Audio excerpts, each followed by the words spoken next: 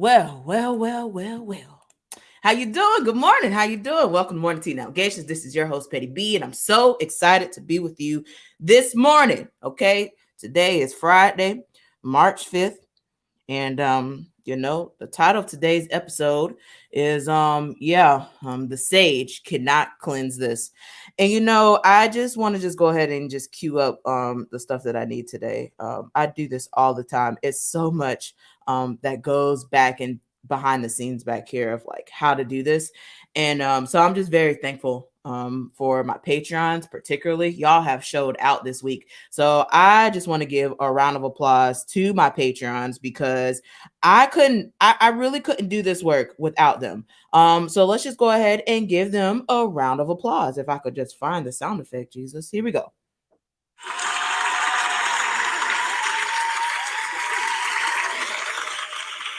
Look, if you are not a member of my Patreon, get on it, okay? It's not a sales pitch. I mean, I put receipts on there that I don't put on my Facebook page, and it is like before the show. Like I do pre-work before these shows. Like obviously I have to get the receipts for these shows. So my Patreons know about some of the content that I'm going to talk about on Friday because some of the legwork and the receipt pulling that I have to do is throughout the week. So throughout the week, I am posted on Patreon and giving them receipts, updates, and just personal things that's happening with me and my family. So let's get started with the church announcements. Amen. So I just want to just go ahead and say that we need to stop running and we need to accept yourself for who you are. Please don't get caught up out here, especially with the influences of social media. Your cell phone is a dopamine hit in your pocket. And when you desire it, your brain knows where to get it. They know that you can get it from your cell phone. There are some people that have actually experienced their phone vibrating in their pocket, but their phone didn't vibrate at all. It is just an impulse. And guess what? You now have your phone in your hand, and now you're going to get that dopamine hit because that's exactly what you desired. So the question is, what are you going to do about it? There is an article that is posted by Harvard University, and it is titled Dopamine Smartphones in You, a Battle for Your Time. And the article, I will post the link, and I just want you to know that that article was published in 2018. So just imagine with COVID and the surge of people using their devices and how much dopamine hits are happening to people. You had people to put Gorilla Glue in their hair to style it. You had people taking Benadryl as a challenge. You had all of these dangerous challenges that's happening. You had the silhouette challenge where people were basically posting naked with a red filter, and then people found out how to remove the red filter. So now they have all your nudes out there all on the internet.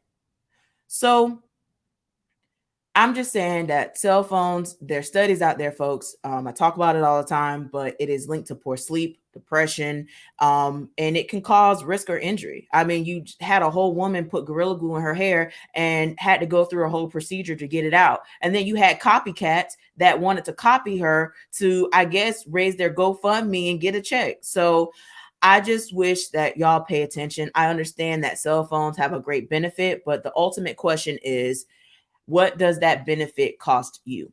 Amen. The next church announcement is that it is vital that you are intentional with the folks that you elect in these offices, particularly local seats. Your life depends on it, literally.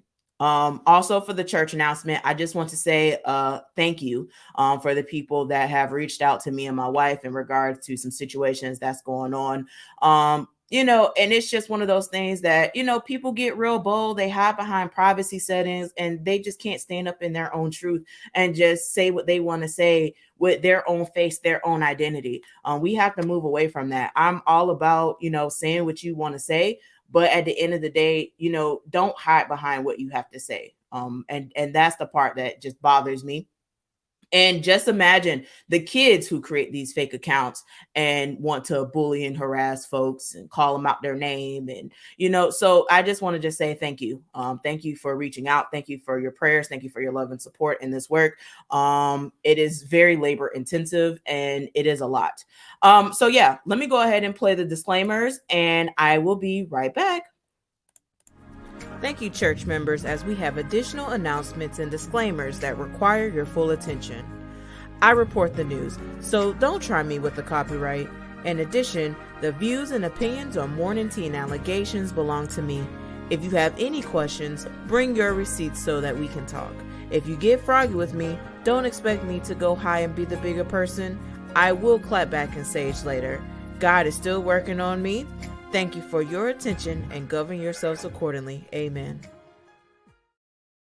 Amen, amen, amen. So the first thing that I want to share with y'all today is something that I still can't wrap my brain around. I've been doing research about this. Several people in my squad has been doing research on this, and we have yet to figure out how this even could happen, but it's here. So there's a school district in Baltimore, and a child was going to high school and the mom thought that the child was going to graduate. Come to find out that, he wasn't passing his classes and he's technically based credit wise that he's still a freshman. And so, the mom is demanding answers about how could this happen? She really thought that her son was going to graduate with his diploma, in June, and come to find out that he doesn't even have enough credits to graduate and that he is near the top of his class with a 0.13 GPA. I don't like how like this hurts my heart. Like I feel bad for the children that have went through school and they have nothing to show for it. Nothing. All that time that he was in school, nothing. And I'm sure that there's more to the story. I'm sure that there's more to what the headlines are presenting. And this is why we've been trying to get answers. But I just can't rack my brain around it. But I will tell you this is that this type of stuff is happening right in your own backyard. You have kids that are being pushed through these education systems. They're not being, taught with fidelity, and they're being pushed through because of their age. They're being pushed through because there's funding there. And, it's just one of those things where we need to ensure that we have proper board members. We have to ensure that we have proper leadership, such as superintendents and district administrations that make those decisions for the day-to-day basis of your kid. Like this is why this is so important. And we're going to discuss that because, we have board members that, you'll ask them questions and they will provide you the most ridiculous answers. And we're going to discuss that a little bit in today's episode. But I just wanted to just kind of bring you here to let you know, like, this is a real thing. And this is not just impacting Baltimore. This is impacting a lot of school districts, especially when it relates to our Black and brown children that have been pushed through these systems. And there's no one that's intentional to ensure that they have equity in education. And the people that speak up about this are typically bullied, harassed, and targeted just for fighting for children. It's really sad. So please pray for this family and the citizens of Baltimore that's dealing with the situation, but also please pray for the children that's right here in your local area that's dealing with these obstacles and they have no outlet to go to. Moving forward, I just want to say that I'm very thankful that I am seeing the educators getting vaccinated. And this is just a whole political time where people want to now start to take credit for what's happening. And I'm not going to go back and be petty with it, but I just want to say that, at the end of the day, I'm thankful that the educators are becoming vaccinated and having that opportunity, because at one point that opportunity wasn't there. And you had leaders in position that was very, very firm on their stance that, they were not going to allow educators to get the vaccine. There was no priorities there. And all of a sudden now there's new administrative changes from the top federally. And now things are moving into formation, but you now have people that have been in the situation that could have done something about it now taking credit for what is being done. But that's politics. People play these games all the time. So just remember that when it's your time to vote. Remember that when it's time to evaluate these people's effectiveness in their leadership, because I'm telling you, the games that people play on the backs of our children, it is too much. Okay. In Pinellas County, the Pinellas County School District and their union actually reached an agreement. They negotiated the memorandum of understanding in regards to how they're going to work with the educators during this pandemic. And I want to share those receipts with you. So let's see here.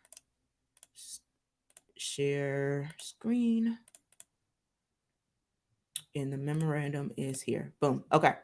So I will post the link so that you're able to see this, but they issued an agreement. And so there's a couple of things that is in writing that the district has to provide to their educators. The reason why this is important is because this is in writing, this is paper trail, and this can hold the district accountable to what's on paper. If it's not on paper and there's no accountability there, then the district could say what they want. It even goes down to talk about how many kids should be in the classroom, stipends when it comes to how much they're going to get paid for doing simultaneous teaching, the enrollment numbers, and for people that are high risk, what are their response? This is 11 pages, okay?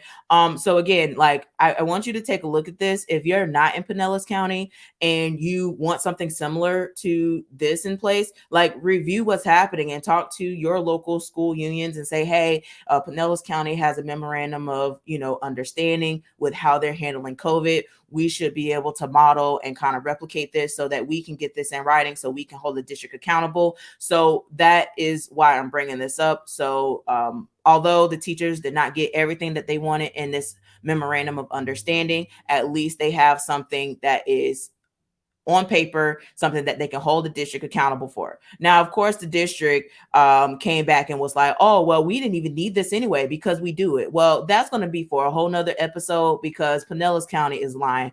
I haven't really touched deep into Pinellas County because the stuff in Hillsborough is just so massive and it impacts more children. We're talking about the 7th largest school district in the nation, the 3rd largest in the state that is broke, with bad credit, and the cards are maxed out. So that's why Hillsborough has just been a focus. But Pinellas County, they're in some mess too. Okay. But the memorandum of understanding is a good starting point, at least to hold the district accountable to making sure that they're following COVID protocols and they're keeping their educators safe and that they are being compensated for doing extra work that they were not supposed to be doing anyway, but they're doing it because they love the kids and they want our kids to win.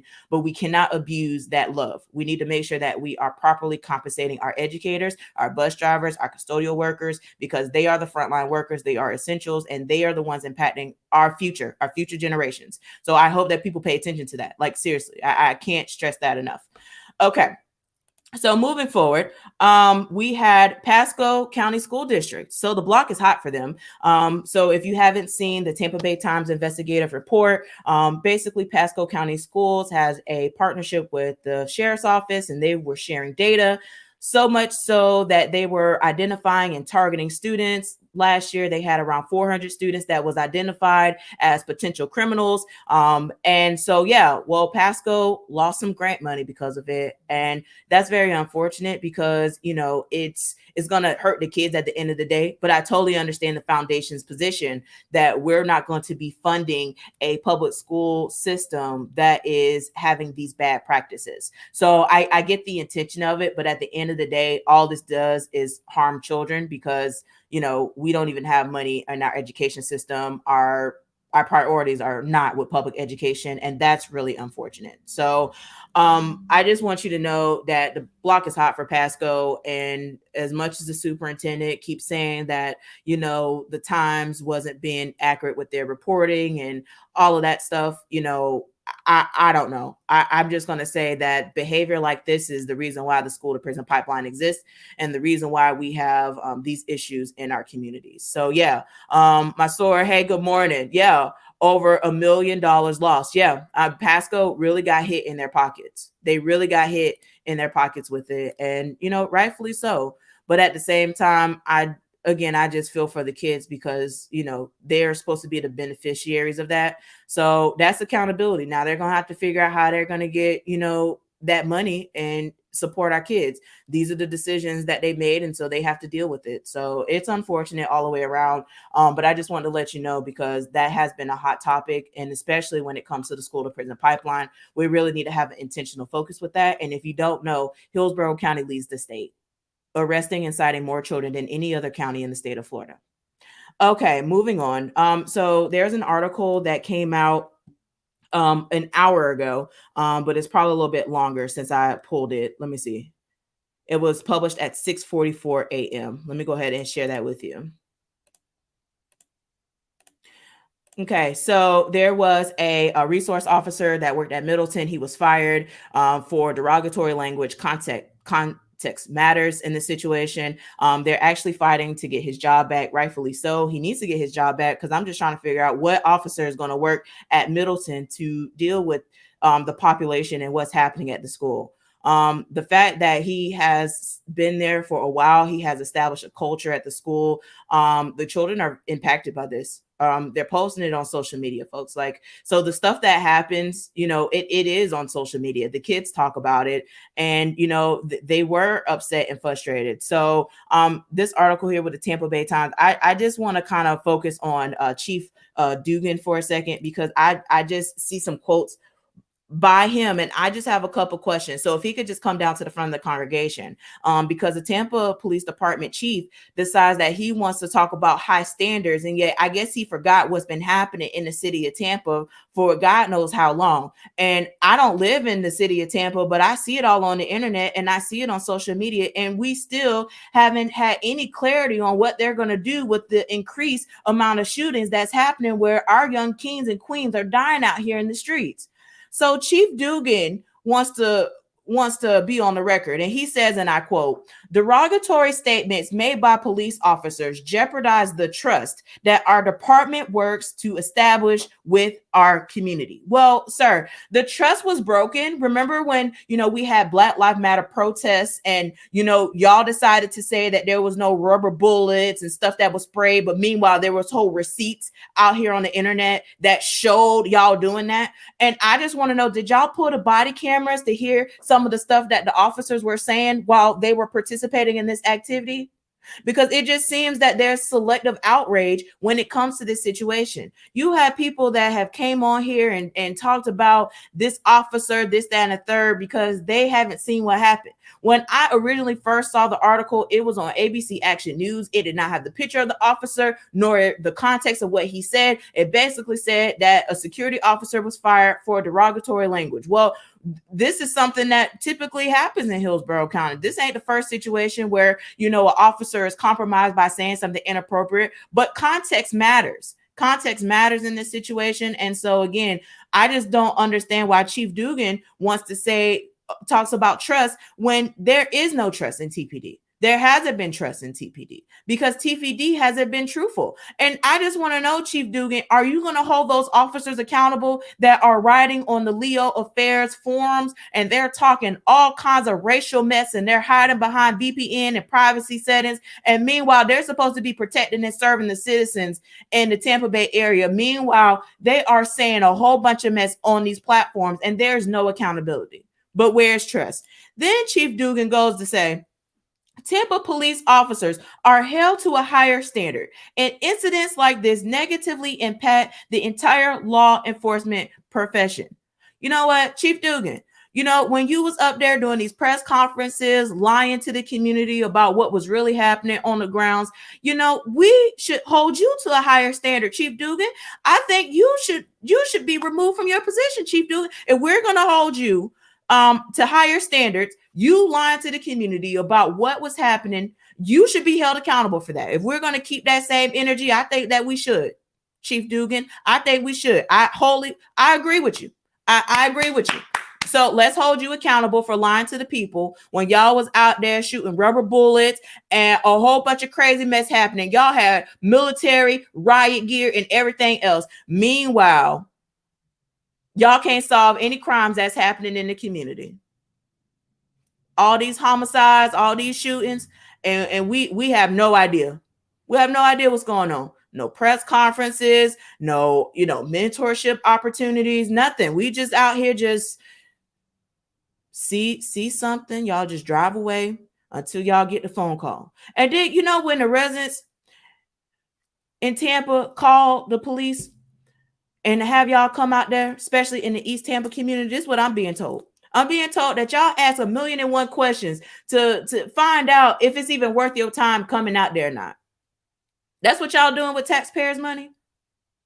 I focus on education, but the fact that this whole officer is fired, and I'm glad that people are fighting to, you know, get his job back, and people are sending letters. And thank you, Robin Lockett, for standing up for him, and is quoted in this article. But Chief Dugan, hello, sir. You need to be held accountable too, because, you know, if we want to hold him accountable for, you know, what he said, I don't think that termination is the answer, because there's a lot of officers that should have been terminated that was not. So we just need to be consistent with our policies and making sure that we keep the same energy, because there's a lot of police officers that walk around in the school. You have police officers captured in our public schools with a Trump wristband and everything else. When that Trump rally happened, you had, you know, resource officers with the Trump, you know, wristband on, didn't say nothing, didn't protect the other kids while they was having the Trump rally. So, okay. Moving on. So I hope he gets his job back. And again, y'all go check out what's happening at Middleton on Instagram. You who child, that Instagram is something for me.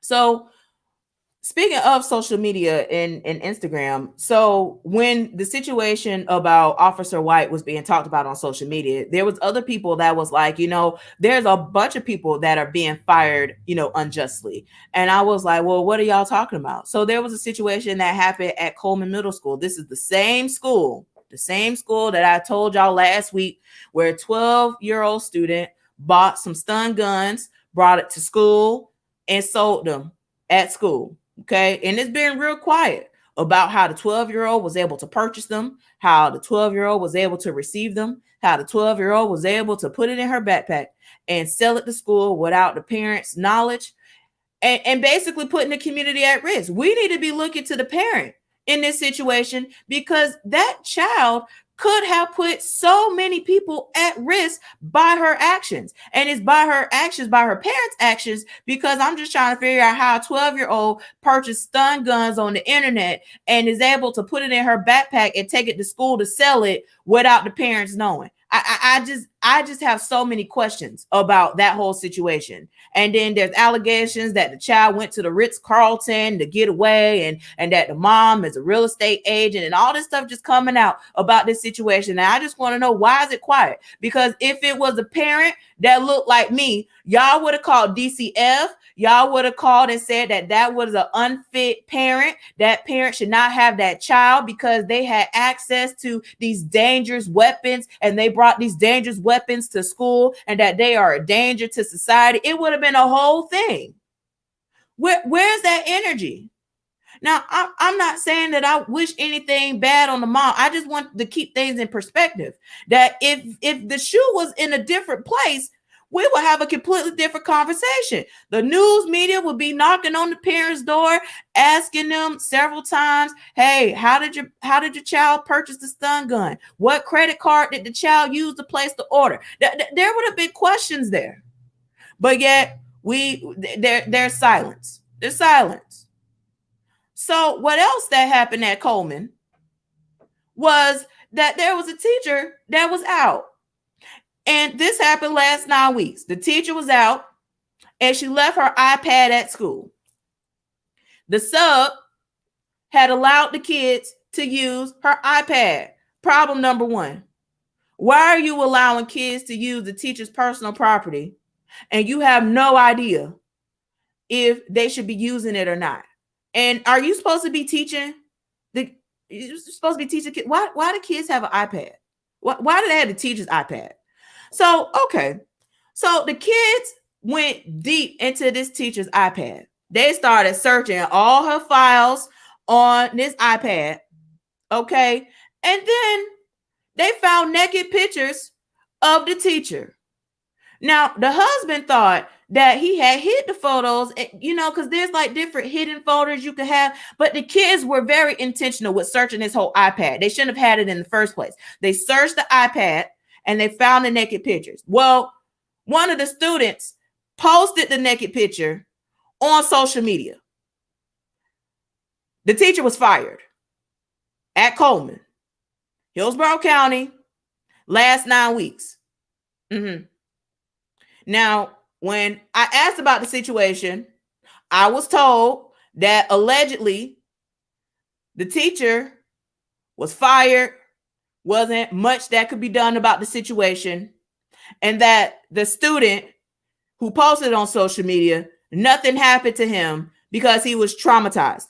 And I just want to know, when was he traumatized? Was it before or after he showed everybody at the school and on social media and was sending all that information out anywhere? That should be a crime. To post someone's naked pictures without their knowledge or consent is a crime. So how this child isn't held accountable for what they posted on the internet, and I don't know if the child was held accountable or not. What I was told allegedly is that nothing happened to the child because they were traumatized. That's exactly what I got. So I don't know if there's more to the story or not. I'm just telling you what is told to me in my inbox. I just hope people understand that this is wrong.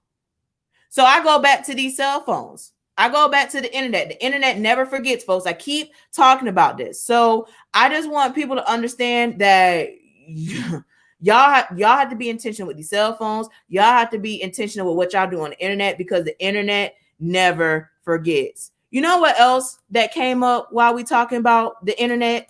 Well, so at Blake High School, the students were talking about the AP. The AP, his old tweets had surfaced, and this was one of the tweets that the kids had posted.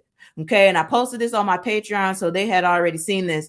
But this is the AP at Blake. He said he likes his women and athletes like his dogs, dumb and loyal. This is what he said. So he posted this back in 2011. So this is a long time ago. Okay.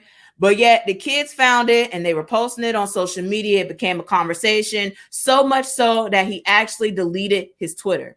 Now, what he failed to realize is that just because you delete your Twitter account doesn't mean the archives and what you have done on Twitter goes away. I mean, there's whole archives of his Twitter, his tweets, what he's tweeted about. So I just go back to say that the internet never forgets, folks. I keep telling people that the internet never forgets. So as far as that situation, I'm not sure what the school is doing about that.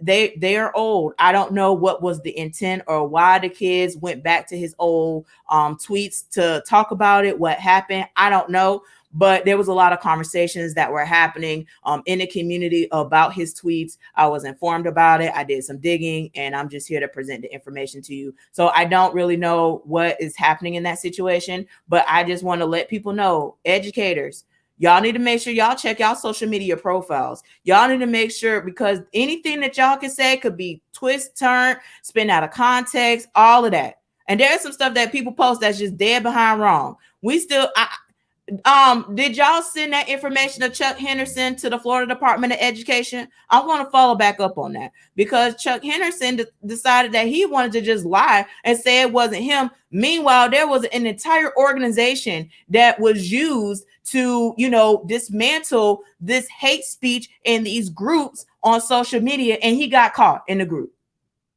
So I wonder if his information was submitted to the Florida Department of Education. There was a whole case that was done on that. And yeah, it's a whole article on Teaching for the Culture. You can see it, where he even reached out to me personally. I don't even know why. And if he didn't do it, he wouldn't have gotten caught. But he got caught because he reached out to me, and the group was still following him, and the group found me and put all this stuff together. So, I mean, there's that. Okay. Now, let me go ahead and get information, because there's some serious situations that needs to be addressed in Hillsborough. And again, the sage can't cleanse this. So I will be right back, and I will see you in a minute.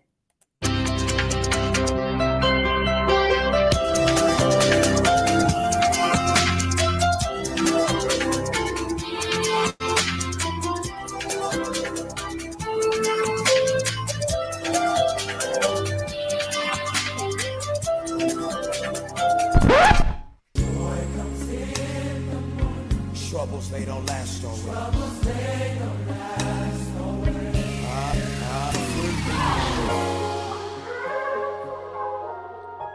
This is why we need an audit, because these books are not clean. People need to be held accountable and stop playing these political games, because our children deserve better at the end of the day. And we need people to be accountable, transparent, and operate in integrity. Lift your hands up in the church. Thank you, Lord, because the truth out today.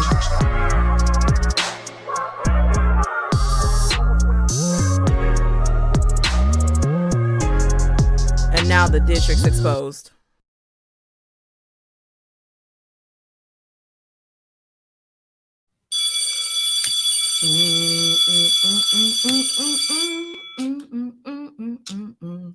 Look, this sage can cleanse all of this right here. It can't.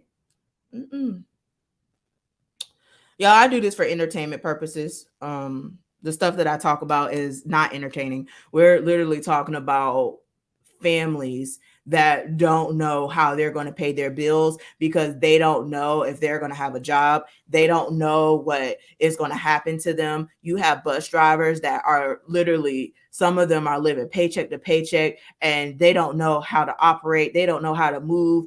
I'm getting emails about supplies, that they're running out of supplies, for the bus drivers to clean their buses. You got kids sitting 3 to a seat on these buses. We have custodial workers that are cleaning for COVID and didn't even know that they were cleaning for COVID at the time. Like, it's just so much that's happening.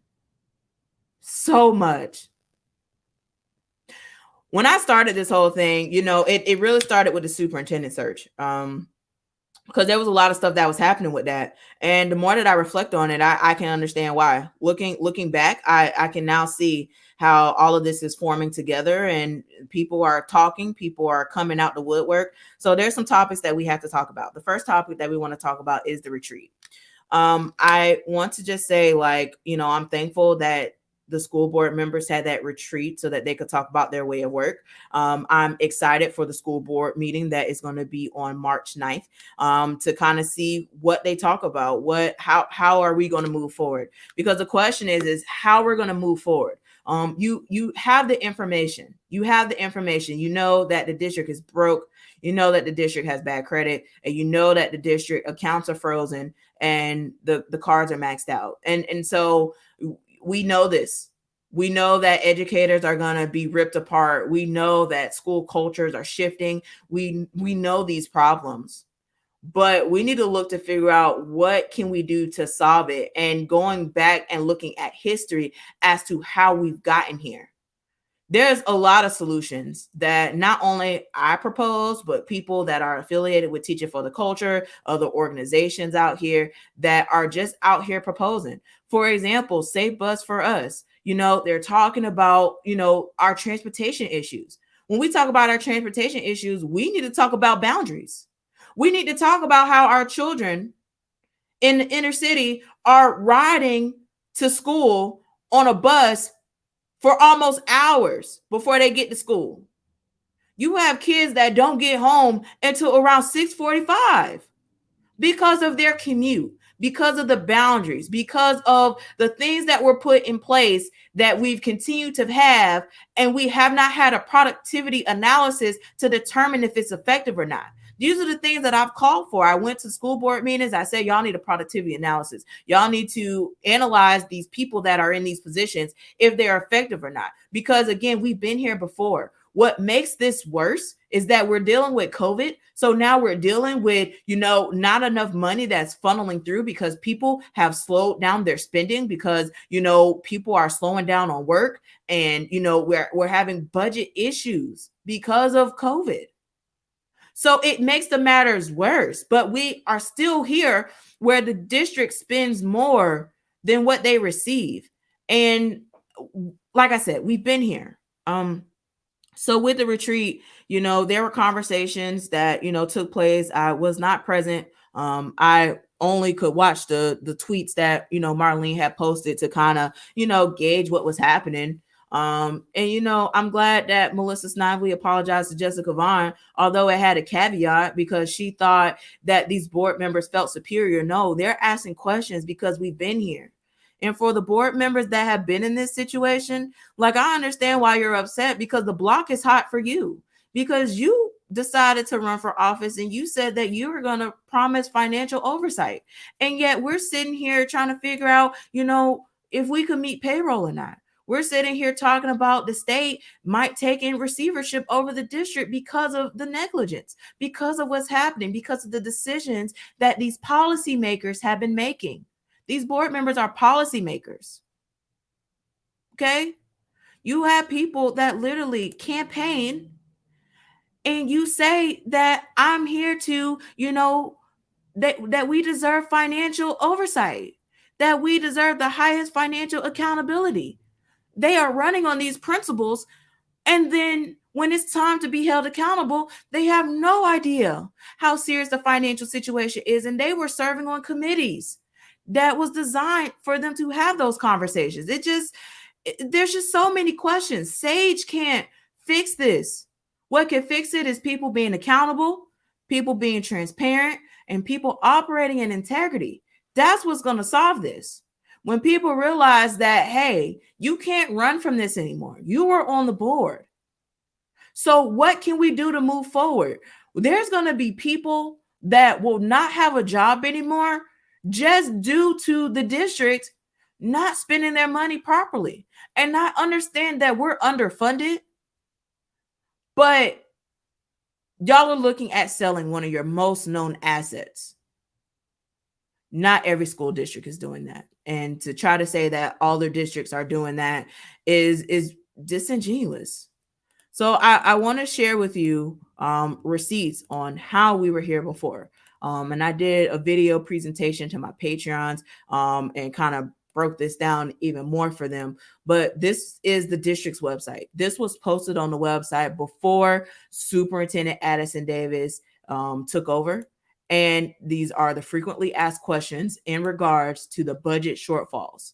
This was referring to the 2017-2018 school year and the budget.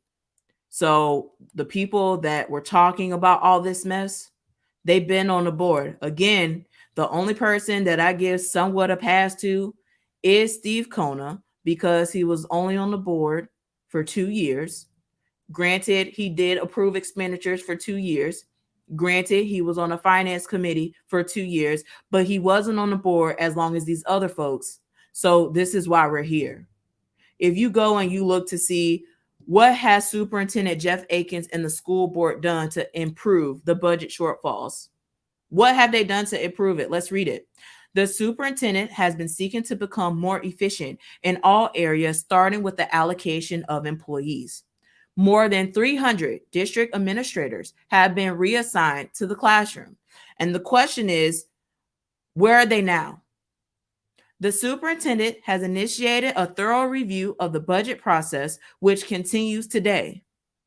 New controls and contract review procedures have been added to safeguard the fund balance and reduce spending. Yet, we are still here. These changes have resulted in the school district's bond rating outlook to improve from a negative to stable. Well, the Fitch and Moody ratings, they're back negative. So what controls did the board members that were previously on the board do to prevent what's happening now? This is why I continue to go back and I keep stressing the people who you need to talk to about this financial situation. These are the people that were most recently serving on the finance committee. These are the people that were responsible for approving these expenditures and having conversations with the CFO about the budget. This is the finance committee. It's all outlined on the website. There's meeting dates where they've met, and there's public records, all easily available that you can gain access to. So people have been asking questions, and I'm thankful that the board is starting to come together. We keep having conversations about unity, and like I shared with you last week, we're not going to have unity until all hands are exposed, especially the unclean hands. And like Lynn Gray, I mean, you're quoted and you said that we have to stick together and stick with the superintendent. And you know what? You're partially right, where we have the superintendent, we can't afford to get rid of him, and you have to stick with him. We don't have any money to get rid of him unless the people in the community decide to crowdsource and crowdfund and get this money to get him out, to pay him out his contract, and with his vacation pay and everything like that. I mean, that's a lot of money that we're talking about. So do we have to stick together? Absolutely. Will we not agree on some things? Absolutely. Do we need to be respectful to one another? Absolutely. But asking questions is not disrespect. Asking for receipts is not disrespect. Holding you accountable is not disrespect. And people have to understand that you can't be in your feelings when people are asking these questions. You got people asking questions, and then you got people rolling up at the school to figure out about them. That doesn't create a safe school culture. It doesn't. This is why our educators feel some type of way and they don't feel comfortable speaking out. And then when it is talked about, y'all have a problem with it. So the good thing is that, I'm glad that we have a new school board. I'm glad. I'm glad people decided to realize that we need change. We need change. We've been needed change. And I'm glad that, change is coming, and that the people who were serving on the finance committee, 2 of the 3 of them were mollywopped in the polls.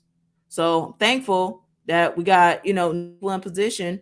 And I'm so thankful for school board member Jessica Vaughn. I'm so thankful for school board member Nadia Combs. I'm so thankful for school board member Karen Perez. I'm so thankful for the school board members in Pinellas County, the school board members in Manatee County. There's a lot of stuff that's happening with Manatee County, and I'll definitely be there soon.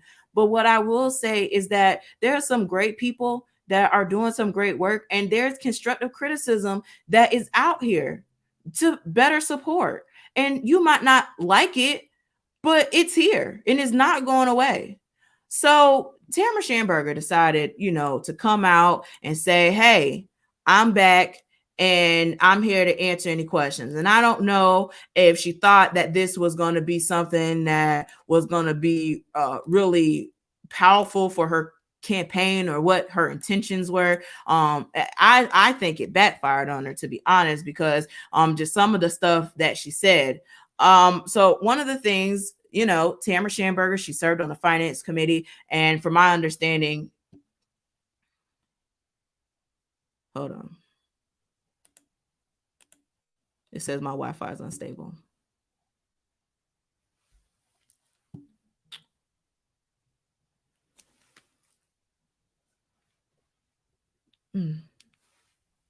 Let's see. Let me move this from the stream. Okay. Let me check just to make sure I'm good, because I don't be knowing. The devil stay busy right when I be trying to tell y'all something important. Teaching for the culture.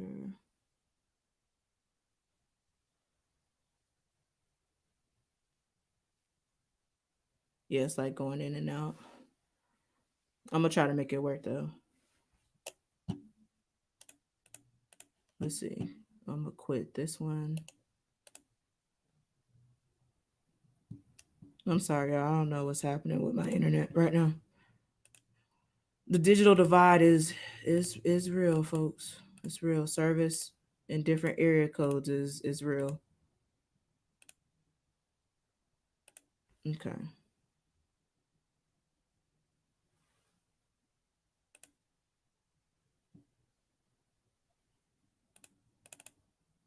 All right. All right, I think that might work. Okay. Let's see.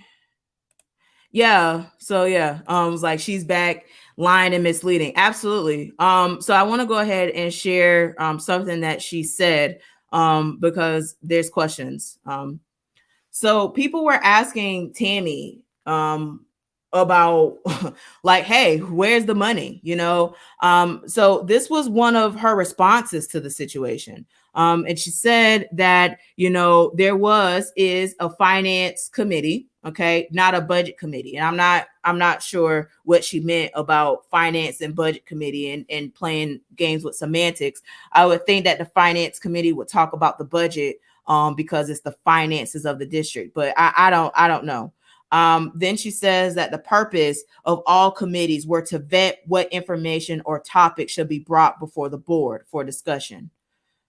Then she says that the finance committee did not, nor should we, be brought any budget items from the superintendent, which I just have so many questions with that third sentence alone. Like, if the superintendent doesn't bring anything to you, how do you vote on it? Like, okay, moving on. Number 4, she says that the finance committee discussed issues like equalizing staff paychecks and how that could be possible, timelines of if audits, I think she meant to say of audits, received updates on school account audits, review these different reports, and that all budget discussions are held in public at school board meetings, with individual discussions held with the superintendent and or CFO. And then she also says that the superintendent and CFO handles the budget, not the board. Well, she didn't even say board. She didn't. Okay. Not the board or committee. And then she wants to tell the person that they need to understand that the board has oversight authority only, that the law precludes a board member for engaging in day-to-day operations of the board. Hence the reason why the law dictates board positions as part-time. So with this alone, there's a lot of questions. This is the person who was chairing and responsible for the finances of the 7th largest district in the nation, the 3rd largest in the state. And she says that the finance committee is not a budget committee. That's just number 1. And then says that, this is what she said. Okay. This is why y'all have to ask questions. So I was glad because people were asking questions. So I'm going to post the receipts. I'm not going to go through all of this, but basically she was explaining about how the fund balance works. And there's more questions than answers with her statement. And so that's why I'm going to post the receipts. I posted it for my Patreon already, but I'm going to post it for y'all so y'all can see it because y'all need to ask questions. People were in there asking questions. And when someone was asking her questions, she was like, well, have you asked your elected board member in District 5? Sis, you say you was answering questions. Shake can't answer any questions about this finance committee. Shake has nothing to do with this finance committee. Shake has nothing to do with this budget. They just got here. What expenditures did they approve? Did they approve a bunch of expenditures already? So again, she just has a really odd way of explaining this, and it doesn't make sense. And people reaching out to me and like, seriously, did she seriously write this on Facebook? And I was like, yeah, she was writing this on Facebook because she's trying to change the narrative to make it seem like the CFO and the superintendent makes all these decisions. Yet on her website in 2016, she was promoting strong financial oversight and financial accountability. And here we are again. So I asked the question, and my intention was just for people to follow the money. Like, people always say, "Oh, y'all be going back." No, she started with me, and I'm a type of person. If you start with me, I'm a clap back. That's just me. I know that's probably not the most mature thing to do, but I'm growing. Okay, I'm learning every single day. But the thing about it is that, like, what you're not gonna do is you're not gonna talk to me reckless and I not say anything like that. That's just me. I can hold my own. I'll say what I say. I'll sage and I'll move on. So I asked Tammy a very intentional question. Okay. And I asked her when she said, I'm back, let's talk. And I said, it's a large increase of money documented in your financial disclosures that isn't consistent with your reported income on Part D. I've gathered the documents during your tenure. Now, part of that message was not all in this screenshot. So I want to read it to you. and I have no problem posting it just so that you can see it. So then I said, for the sake of transparency, can you explain how you increase your net worth by $118,700 while serving on the school board? Hashtag following the money. She responds to me and says, it's called having a job, something you should get. And I respond with the okay. And I did that to be petty. The same okay that she gave Thaddeus Bullard when he didn't want to support her campaign and supported Shake. And then she started a whole smear campaign about him just because of personal vendettas. These are the people that y'all elect in office. But like, seriously, folks, like the question is legitimate. Like it is something very serious. And the most money that she reported as an increase was the time that she was the chair of the school board, which was when a lot of contracts were happening. So like I said, y'all need to follow the money, because like this is some serious, like this is public on the website. I have redacted her address so she can't say that I'm, doxing her or anything like that. Like this is what she reported. This is public information. You can see that each year her net worth increased. Now, her most recent one, she has all of these monies in her account, all of these accounts that have, a bunch of money in it, but it doesn't match up to the salaries that she reported in Part D. It doesn't add up. And where she had a bunch of money in her account with these different accounts, it doesn't match up. But y'all say what y'all want. The money don't add up. This is what she put it on her financial disclosures. Her net worth in 4 years increased. The public deserves answers to know why. How are you able to increase your money that much? And the thing is, like, you put this on your financial disclosure.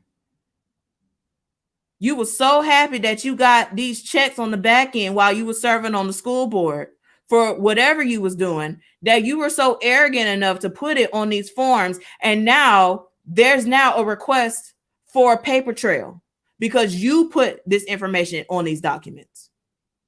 You submitted this here. And we're trying to figure out why our educators are going to lose their jobs, why we're potentially closing schools, why we're in a chaos. And these board members have profited off the failure of our kids.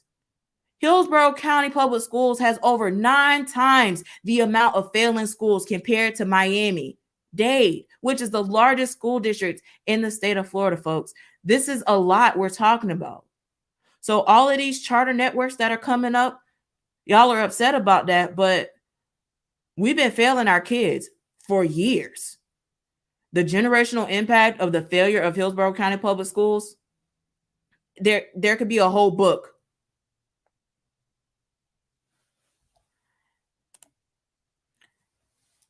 You said, can you share the increase? I can't see it somehow. Absolutely. It'll be my pleasure to show that to you. So let me put it back up and I'm going to zoom in so you can see.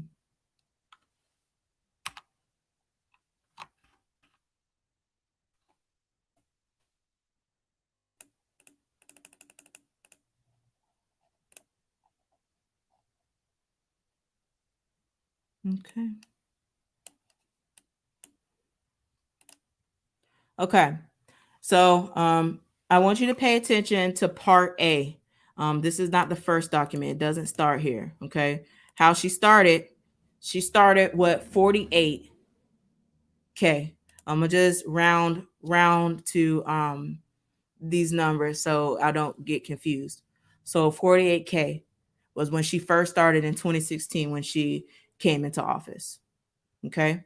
And in that, she had where her liabilities were some mortgages, her student loan, and she had $5,000 in a bank account. She had her property on here, which is one home.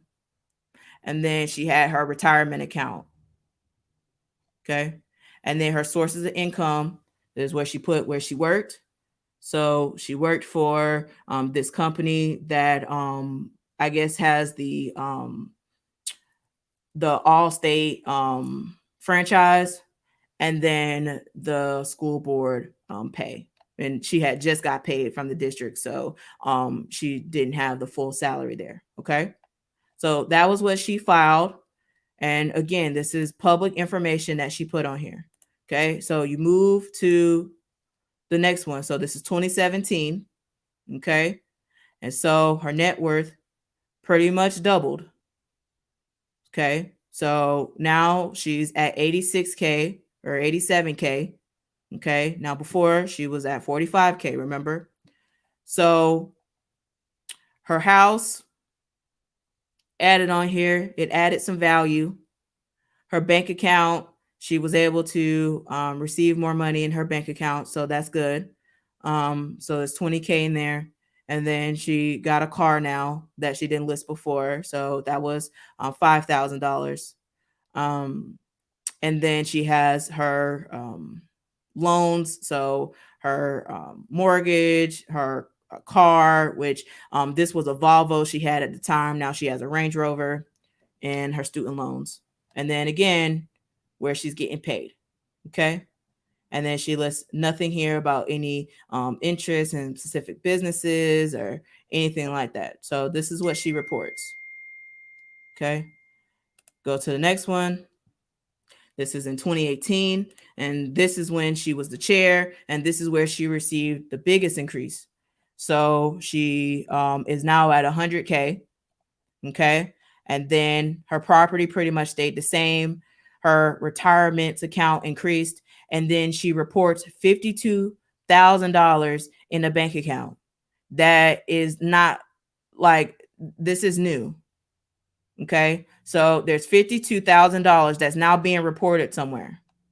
Then we look at her liabilities. She still has the same car, the Volvo, on here, her student loans, her mortgage, and then that was a second mortgage. Okay. So then you look at her salaries. So did her salary increase by 5,000? Yes, it did.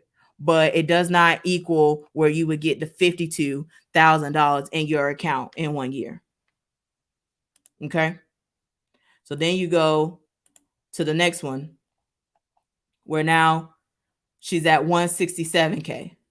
So she went from 100K to 160K in 1 year. So now she's at 170K. So she went up 67K in 1 year. Okay, now watch this. So the property is about the same. So bank accounts, she's at 20K now. Okay, so she spent some money. Where she spent it, that Range Rover. The Florida retirement account. Okay, there you have that. And then you have the mortgage. You have the vehicle lease, which she was paying off so she could get that Range Rover, and then student loans. I want you to look at the vehicle lease. So in 1 year, she went from $45,000 in her lease to $2,100. Why this is all important, and the reason why it's talked about, is because the district is broke, and you have people that are saying and talking about these finances with these type of answers. This is the person who was serving on the finance committee. This was the person who was here during the first budget shortfall that I posted, and I showed y'all the website. This is the same person who was so-called the chair of this committee, and yet she has this information that she posted on her page, and yet we still don't have any answers about this.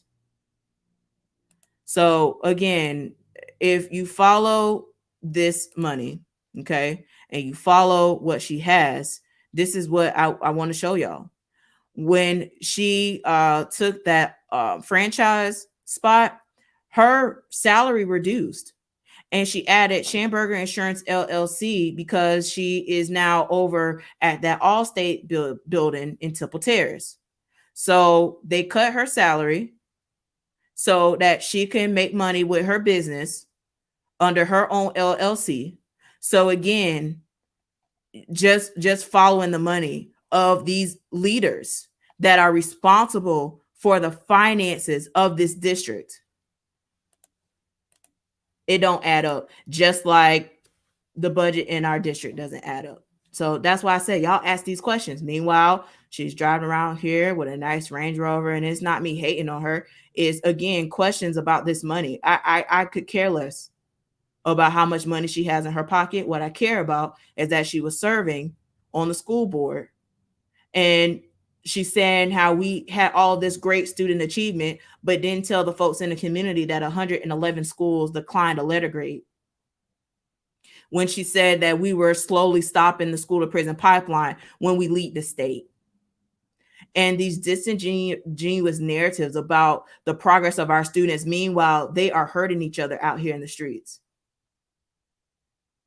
They are literally hurting each other out in the streets. They're hurting each other out at the school. I just seen a video the other day where a parent would jump in a fight with some kids and was tasering the people. Like, it's a video out there in the community of these kids fighting, parents jumping in, they hurting each other. And we have people that are responsible for this, and they're playing games. And I just want to know, like, we need answers. Our children deserve so much better. And this is why all of this is here. Our children deserve better. So, Lynn, your leadership on this school board as the chair is going to be vital during this time. I really hope, Lynn, that you step it up, because people are talking, they're looking at you, and they're going to hold you accountable. I pray that these school board members are able to navigate through these muddy waters while all of this stuff is happening. I pray that Addison Davis get it together. And sir, you might not respond to my emails.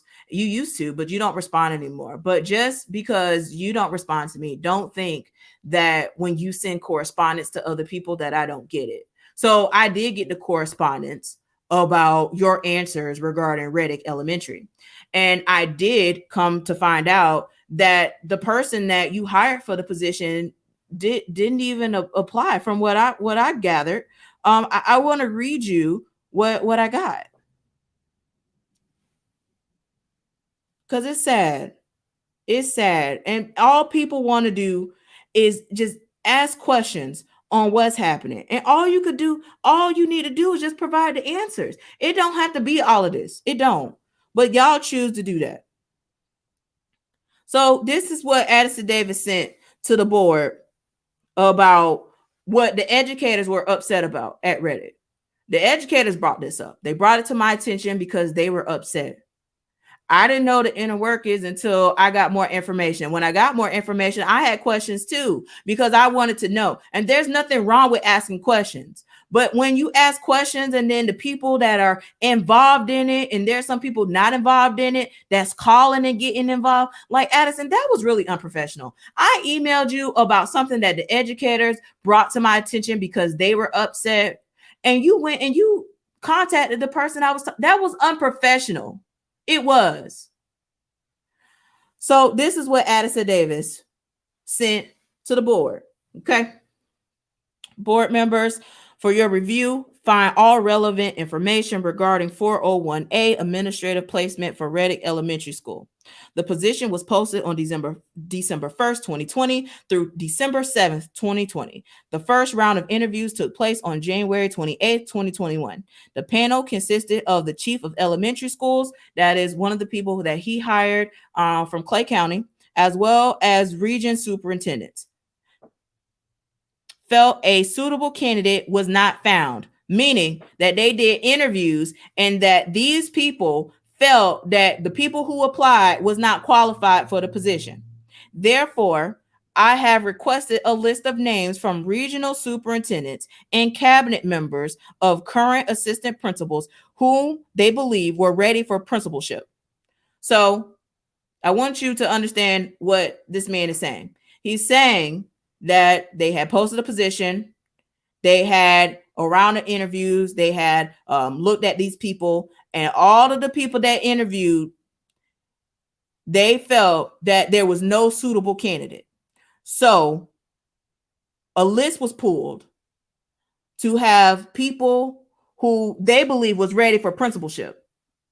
And so these people were a list of 7 candidates, and they were chosen by senior staff members. Senior staff members meaning Addison Davis members, because most of the senior staff is his people, not the people who've been here.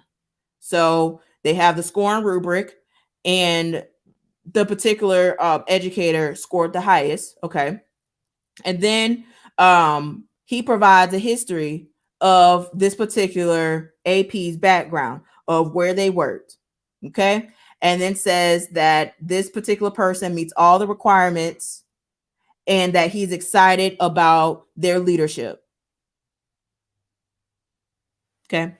Now, the board cannot interfere with day-to-day operations, but the question was because the educators were upset that their AP, who has established a school culture, who has improved the school, who was there for 9+ years, was passed up over a person that they don't know, a person who is coming from schools without those type of performance data, and they just have questions. And you know, one of the people that asked questions, do you know that people was asking about this employee, and they actually pulled that educator's AP to the side to talk to them about this educator that spoke up at that particular school? Like the retaliation is real. It truly is. It's real, and it's unfortunate. And it's just like when you ask questions, like it's just a problem. I don't understand why it's a problem. Just answer the question. So Addison, although you didn't answer my email when I asked you, I got the email. So I just don't understand why you try to play these games as if I don't know what you're thinking. I don't. But I just hope you understand that the block is hot and that you can't run from accountability. You cannot run from your responsibilities. And all of this is just coming to the light. All of it. So Sage is not going to fix it. What's going to fix it is everyone that is in this situation, that they operate in accountability, transparency, and integrity. Again, that includes myself. So if you upset at me for asking questions, that's fine. But then I also want you to reflect on why you felt that it's important for you to get involved, or why you felt that, you know, you have to be upset about the question. What privilege do you have to where you feel like you can go unchecked? All the decisions that are made, it needs to be done in the sunshine. There needs to be transparency here, and asking for that shouldn't be a problem. But see, when y'all walk around with unclean hands and not providing educators, you know, solutions, and, you know, you're giving them the runaround, and you say one thing and do another, that's why there's no trust. So while Lynn Gray, you call for unity, also make sure that you operate in trust. Make sure you operate in transparency and accountability, because all these school board members, besides the new ones that just came here, they were approving all those expenditures. We've been here before. Now we have COVID, and now it just is exposed more. But at the end of the day, they have a duty, and y'all have a duty to hold these people accountable, because these are the people that decided that they wanted to run for office. And all of a sudden, they are deciding that they want to pick and choose their responsibilities and determine that a finance committee is not a budget committee. I just can't. Follow the money, folks, and be intentional, because our kids deserve better. And the last thing I'm going to say is, parents, please check these cell phones. The fact that this mom out here is not held accountable for her child purchasing guns on somebody's credit card, putting it in their backpack, selling it at school, I'm just like, hello, that is wrong. So I love y'all. Y'all have a great day. And thank y'all again for your love, your support. Thank y'all for my Patreons. I thank y'all for y'all support. And until next time, if you know, just do better, just do right, and keep our kids in the forefront, because our children deserve better. Thanks. Please keep my name about your mouth and mind your business.